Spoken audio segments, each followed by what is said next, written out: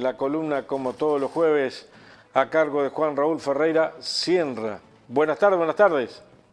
Buenas tardes, bueno, un gran gusto estar con ustedes y si la estamos grabando es porque justamente hoy a la misma hora en el Rancho del Buceo, junto a Rafael Michelini, ¿Dónde queda estaremos eso? dando... ¿eh? ¿Dónde queda eso, el Rancho del Buceo?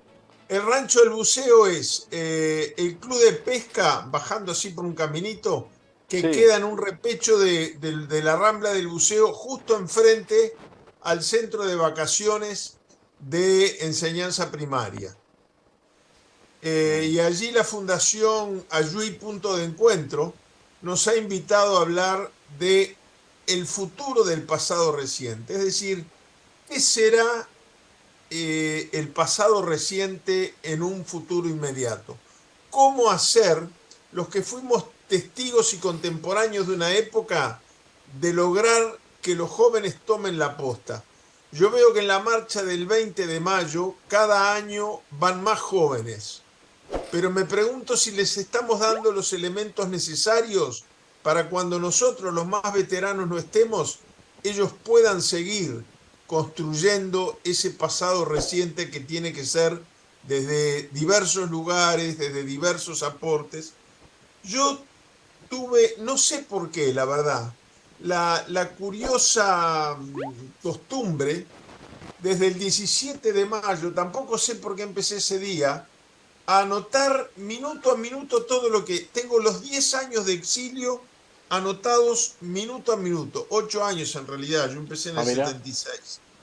Voy a estar sentado al lado de Rafael y cuando yo miro el día Rafael que Michelini. comienzo, el día que comienzo a escribir la agenda, el 17 de abril, perdón, el 17 de mayo del año 76, veo que yo ese día había decidido, en la locura de mi juventud, volver a Montevideo.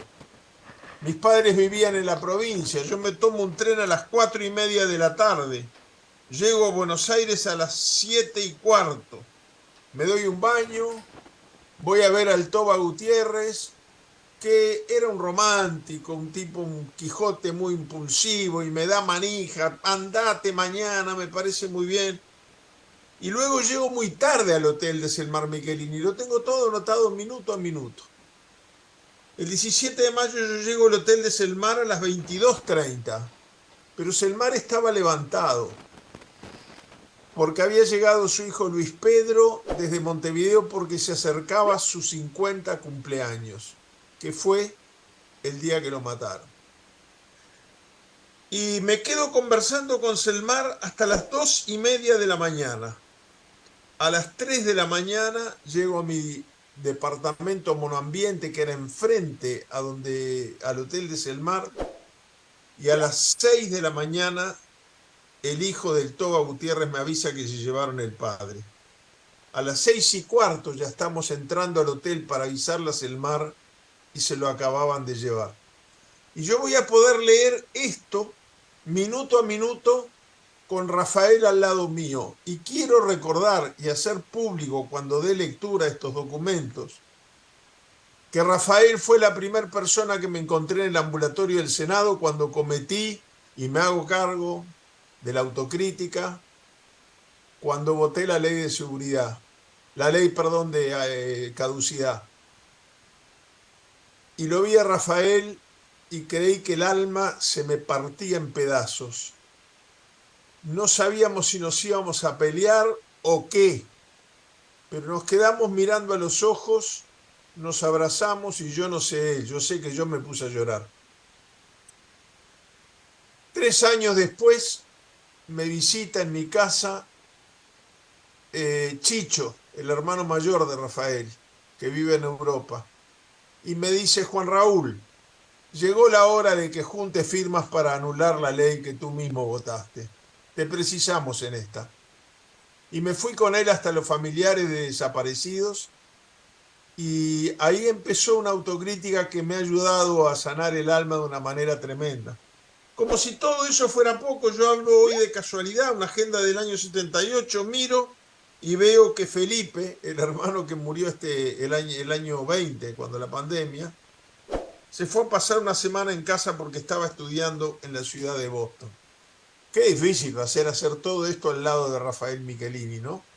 Porque lo que nos ha unido ha sido precisamente, en las buenas y en las malas, el pasado reciente. Pasado reciente que todos tenemos que ser conscientes que cada piecita del puzzle es importante para que el puzzle se termine, no importa cuán pequeña sea. Tenemos que tener presente, y yo esto lo he aprendido en la práctica, tenemos que tener presentes que lo que hoy no nos parece relevante, mañana puede serlo. Por ejemplo, yo acá tengo anotado cuando llego a Estados Unidos, me voy a trabajar con Orlando Letelier el 18 de septiembre del 76, día de la fiesta nacional de Chile. El 23 de septiembre una bomba lo mata en su auto cuando se dirigía a la oficina. A mí me parecía como que no había escapatoria. Yo tenía 20 y muy poquitos años, 22 años. Y me llaman del FBI, me recibe un detective, yo le pido una tarjeta y para no perderla anoto su nombre.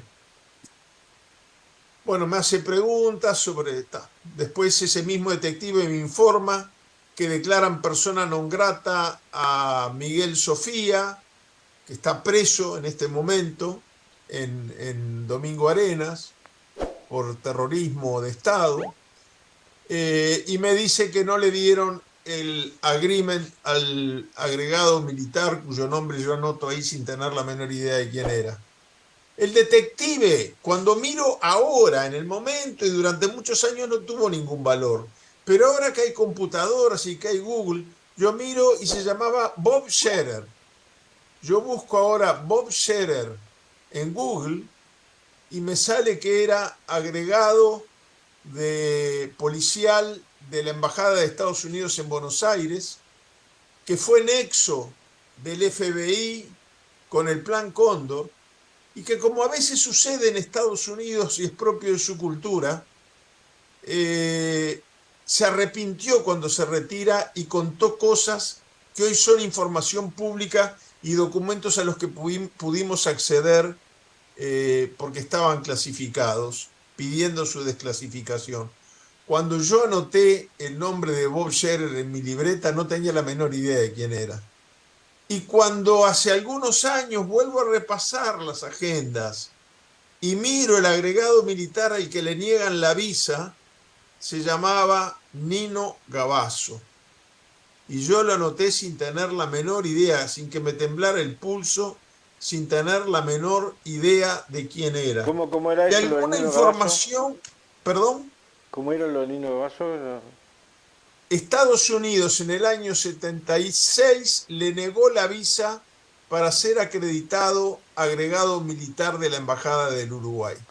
Ajá. Entonces, cuando a mí me lo cuentan, yo lo apunto, pero no tomo conciencia de la importancia que tiene.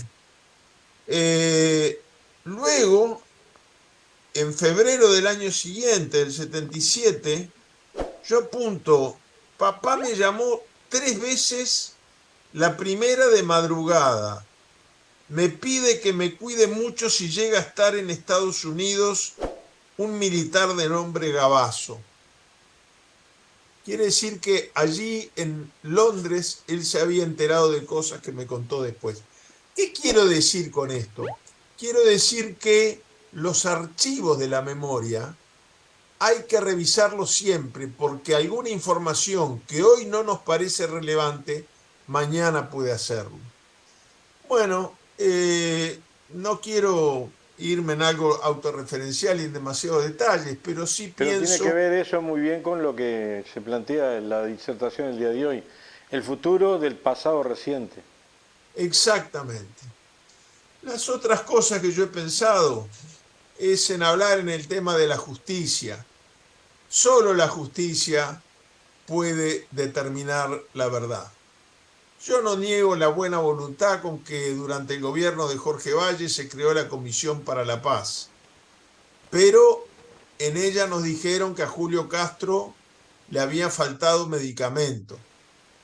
y 2 años después sus restos aparecieron con un tiro en la cabeza. Solo la justicia.